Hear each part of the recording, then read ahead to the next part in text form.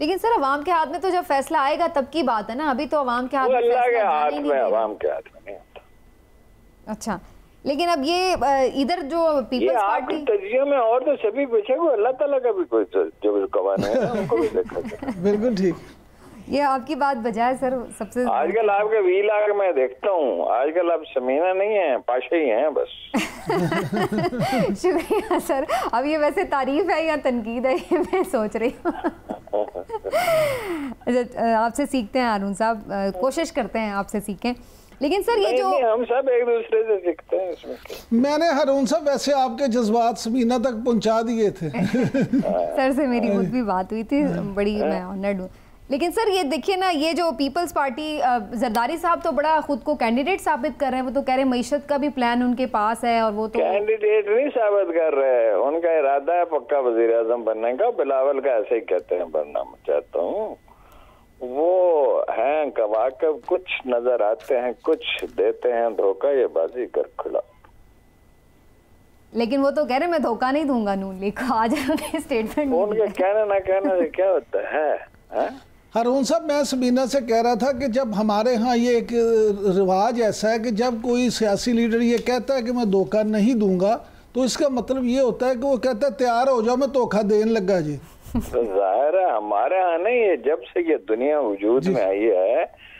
देखिए पहला आपको पता है कि पहला बड़ा सूफी कौन है? आपके इल्म में होगा, जुनैद बगदाद थे।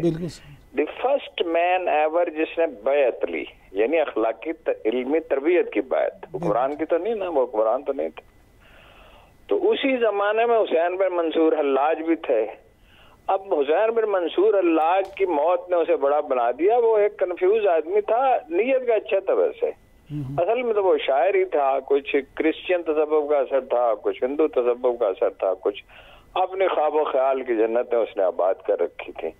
अपने घर में खाना काबा का मॉडल बनाया हुआ था, उसका तवाफ करता था। अच्छा आदमी था, मतलब ये उसके बारे में सूफिया कहते हैं खामोशी रहनी चाहिए। जनाब अली बिन उस्मान हजवेरी ने ये कहा है, और वो बड़े मोहतात आदमी। तो वो आपने ना सुनाता रहा कारनामे और अपने मुशाहिदात। तो जुनैद बात नहीं करते थे। जब वो सुना चुका तो उन्होंने कहा जुनैद ये कारोबार, उन्होंने कहा हुसैन नाम था, हमने खाम खा उसको मंसूर कहते, मंसूर उसके वालिद का नाम था। तो उन्होंने कहा हुसैन ये कारोबार दुनिया है, अज़ल से ऐसा ही होता है और अब तक ऐसे ही होता रहेगा। यानी ये सान गुमान है जिसमें तुम पड़े हुए हो। तो फिर उसने आपने एक खिताब फरमाया। तो जब वो फरमा चुका खिताब, तो वो तो जुनैद थे, इल्म के आदमी थे, खालिसतन इल्मी वो मकतब फिक्र है। तो जनाब अली बिन उस्मान हजवेरी यानी दाता कहने बशकत ताल्लुक भी उसी मसलक से है। तो उन्होंने एक फिक्रा कहा, हुसैन मैं लकड़ी के एक टुकड़े को देखता हूँ जिसे तुम अपने लहू से सुर्ख करोगे। क्योंकि हर सूफी जो उसकी जिंदगी में कोई एक लम्हा होता है जलाल का और इंकशाफ का, एक तो जरूर होता है, ज्यादा भी होता है। तो ये दुनिया इसी तरह से हमेशा रही है, ऐसी ही रहेगी। हजरत आदम के एक बेटे ने दूसरे को कत्ल कर दिया था हसद की वजह से। और बार बार मैं आपसे अर्ज करता हूँ कि पावर इंटॉक्सिकेशन में अक्ल का चिराग बुझ जाता है। आप मतलब राना सलामुल्लाह साहब चीफ जस्टिस को धमकियां दे रहे हैं, इरफान कादर धमकियां दे रहे हैं, वो तअम्मुल का मुजाहरा कर रहे हैं, और अखबार रवीज कहते हैं कि ये सारे अवामल जो हैं वो पीटीआई के खिलाफ है। वो अवामल अल्लाह ताला के पैदा करते हैं, इंसानों के पैदा करते हैं। कुरान करीम की आयत रोज मैं सुनाता हूँ कि भाई अल्लाह के लश्करों को उसके सिवा कोई नहीं जानता। वो आखिर में होना क्या है, हु नोस। वो 2 महीने, 4 महीने, 6 महीने, भाई ये यही कारकर्दगी दिखाएंगे ना जो इस वक्त दिखा रहे हैं। और क्या करेंगे? इसाक डार साहब ने थप्पड़ रसीद कर दिया अखबार में इसको। हाँ जी जी। जिस दिन अपना वजीर इत्तलात इमरान खान का वजीर इत्तलात ने एक अखबार में इसको थप्पड़ रसीद किया था, फिर दूसरे को, तो मैंने उनसे कहा था इसका किस्सा तो है पाक। वो बड़े परेशान हुए कि तुम कैसी बातें कर रहे हो। मैंने कहा आपको बता दिया ना इसका किस्सा पाक है, इसलिए कि मुतकब्बर का किस्सा बड़ी जल्दी पाक होता है। अब उनके हल्के का जो सर्वे हुआ तो 10,000 वोट नहीं है। बहुत शुक्रिया आपका हारून रशीद साहब, thank you so much sir. बहुत शुक्रिया, इसी हवालों से काफ़ी चीज़ें एक्सप्लेन किया आपने। लेकिन चौधरी साहब आपकी तरफ यही सवालात कुछ लेकर आऊँगी, थोड़ा पॉलिटिकली इसको देखने के लिए। ये यानी बिलावल साहब कह रहे थे कि लेवल प्लेइंग फील्ड मिले तो पीपल्स पार्टी ही जीती है। जरदारी साहब भी बड़े कॉन्फिडेंट नज़र आ रहे हैं कि जैसे वो तो प्राइम मिनिस्टर इन वेटिंग नज़र आ रहे थे मुझे, अब उनकी जो बॉडी लैंग्वेज है, जो गुफ्तगू है, तो ये पीपल्स पार्टी को कोई यकीन दहानी करा दी गई है कि जो कुछ उनके लिए बेहतर है चीज़ें, सूरत हाल? How do you see Joy साहब?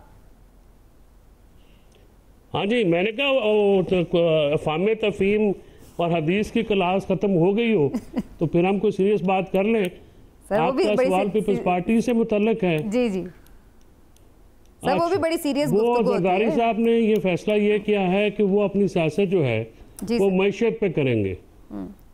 अपनी जो उन्होंने ये जो इसहाक डार की नाकामी है इसको वो अपनी जो है मजबूती बनाना चाह रहे हैं। इससे पहले पिछले वीक आज उन्होंने एप्टमा से बात की है, पिछले वीक उन्होंने बात की है उससे चैम्बर ऑफ कॉमर्स की एक कमेटी है उसको एड्रेस किया है। तो वो आपने देखा है कि वो मईशत के ऊपर जो है अब वो इकॉनमी को जो है उन्होंने अपना बेस बनाया है और उसके ऊपर जो है वो गुफ्तगू करते हैं। और पीपल्स पार्टी जो है वो ये चाहती है कि इकॉनमी को जो है वो बुनियाद बना के वो ये पैगाम दे रही है उस कॉन्स्टिट्यूंसी को जो कि मुस्लिम लीग नवाज की कॉन्स्टिट्यूंसी थी कि इनसे कुछ नहीं हो सका, हम करेंगे, आप हमारे इस तरफ जो है वो देखना शुरू करें और हम आपको डिलीवरी देंगे इकोनॉमिक फ्रंट के ऊपर। तो उसके ऊपर जो है पीपल्स पार्टी, बाकी आगे उनका उम्मीदवार बिलावल ही है। जरदारी साहब जो है वो बाद में सियासत के वो माहिर खिलाड़ी हैं। इलेक्शन के बाद क्या सिचुएशन बनती है वो अलहदा है। पीपल्स पार्टी में वज़ीर-ए-आज़म का उम्मीदवार बिलावल है और वही उसका मुस्तकबिल है, उसी को उन्होंने आगे करना है। लेकिन इमरान साहब, ये हकीकत से करीब तर हो सकता है उनका दावा और जो ग्राउंड रियलिटीज़ हैं आप समझते हैं पीपल्स पार्टी के हक़ में जा रही हैं? समीना देखें, बात ये नहीं है कि ग्राउंड रियलिटीज़ उनके हक़ में जा रही हैं, नहीं। हकीकत ये है इस वक्त के वो जिस तरह चौधरी साहब ने कहा वो अपने आप को पेश ज़रूर कर रहे हैं कि हम एक अच्छी चॉइस हैं जो आपके लिए भी अच्छी हो सकती है, इस मुल्क के लिए भी अच्छी हो सकती है। और मैं चौधरी साहब की इस बात से भी मुत्तफ़िक हूँ कि फ़िलहाल वो इसी कोशिश में है कि किसी तरह से भी ये सारा मामला हो जाए और पीपल्स पार्टी या जो उसको वफाक में हुकूमत भी मिल जाए और बिलावल भुट्टो जरदारी जो है, इसमें वैसे एक रेस भी लगी हुई है ऐसा लग रहा है, PMLN की अपनी तरफ से लगी हुई है पीपल्स पार्टी। लेकिन उसमें मैं अर्ज़ कर दूं कि जरदारी साहब जितनी मर्जी कोशिश कर लें, मुझे बज़ाहिर ये नज़र नहीं आता कि पीपल्स पार्टी जो है वो इतनी सीटें ले सके कि वो आसानी से वहाँ वफाक में हुकूमत बना ले। उसकी बुनियादी वजह यह है कि तख्ते इस्लामाबाद जो है उसका रास्ता तख्ते लाहौर से होके जाता है। और पीपल्स पार्टी की बदनसीबी ये है कि तमाम तर कोशिशों और तमाम तर जो है ना खुशनुमा दामों के बावजूद पंजाब में कोई खातिर खा कामयाबी वो उस तरह से हासिल कर नहीं पाए। जब उनको टिकट लेने वाले ख्वाहिशमंद नहीं मिल सके तो वोट कहाँ से मिलेंगे? लिहाजा जो अभी पीपल्स पार्टी के पास कैंडिडेट्स हैं उनमें से 8, 10, 15 को छोड़ के कोई ऐसा नहीं है कि जिस पे आप ये बेट कर सकें कि ये जिस हल्के में अपने इलेक्शन लड़ेंगे वहाँ से जीत जाएंगे। तो कमजोर पोजीशन है बहुत पंजाब में इस वक्त अभी भी पीपल्स पार्टी। एक चीज बड़ी इंटरेस्टिंग है, अभी 2-4 दिन पहले हम इस पर बात कर रहे थे कि जनाब PMLN और पीपल्स पार्टी में बड़े इख्तलाफात हो गए, लड़ाई शुरू हो गई, ये हो गया। लेकिन आज 1-2 दिनों में ही ऐसा लग रहा है काया पलट गई। उन्होंने भी पैसे जारी कर दिए सैलाब मुतासरीन की मद में और इधर से भी अच्छे बयानात जारी हो गए कि जी वज़ीर-ए-आज़म शहबाज शरीफ बड़े मेहनती हैं, बल्कि बिलावल ने यह कहा कि ये नून लीग से ज़्यादा हमारे वज़ीर-ए-आज़म हैं। और भी बड़ी अच्छी अच्छी दोनों तरफ से बातें हो रही थी कि ये तो जैसे दोनों में कोई मसला ही नहीं है, साथ ही चलेंगे। तो चौधरी साहब, ये लड़ाई इनकी जेन्युइन है या ये बस मुश्तरका मफादात की हद तक ये कभी लड़ाई और कभी प्यार मोहब्बत ये चलता रहेगा इनका?